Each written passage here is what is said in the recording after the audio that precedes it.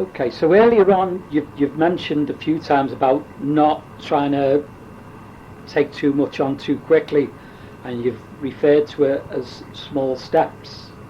So, what examples of some of the small steps that you yourself took can you think of?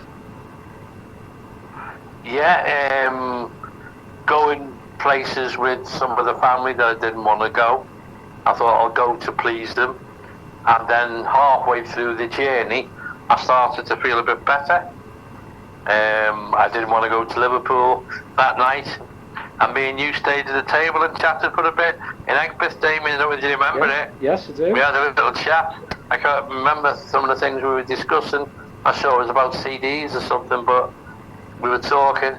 And I did a couple of journeys like that, where I went out to please somebody else, and then I got a bonus where I felt a bit better, even though I didn't want to go. And that's what you have to do. There's two ways you have to look at it. Don't always trust yourself, and don't always trust others. Don't think that everybody else, the psychiatrist or the doctor, have got all the answers. They haven't.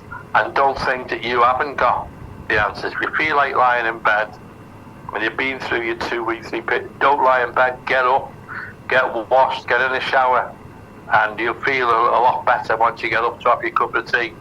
If you lie in the bed, just torturing yourself. So don't trust yourself. Go against yourself now and again. And when you don't feel like going somewhere, go to please somebody else, or for some, and then you will get the bonus. You mightn't feel brilliant, but you feel a lot better if you hadn't gone. You feel a lot better that you went rather than if you didn't go. So it sounds like it's kind of the anticipation of the small step that's putting you off. That's a little bit frightening, if you like. Well, it's a bit like riding a bike. No, it's not. Yes, it is. It's like as if you wonder exactly when you start to ride a bike as a child and you have them stabilizers on the side, and then you wonder exactly what they do, and then you take them away and you can ride without them. Did you need them to start with? What did the stabilizers do? And that's exactly as the early stages of taking small steps. You feel like you need to be small, and as time goes on, you go through you go out for the day longer, you take further steps, go for a walk a bit longer, and you start off with small steps because you're encouraging yourself. You need to be reassured that it's okay to come out to play now, for want of a better way of phrasing it, and then it gets a bit better, and then whoever is dictating where you go and what you do is reasonable about it. Don't have surprises up your sleeve where it's a surprise party for you and they're all there, because too much, go for a little walk first, then a longer walk. But small steps is for two reasons. One is because you can make them bigger once you've started, and the most important thing is to start. And that can be start with a walk to the bathroom. I can end up then to walk to the shops after you've got dressed. You've not been allowed in the shop since then, have you, Kev? No. So you mentioned yourself just then about the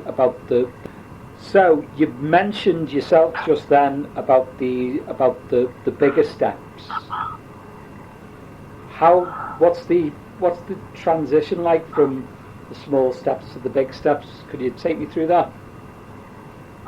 Yeah, the small steps is encouraging and it's warm, and your stomach and your heart feels on fire.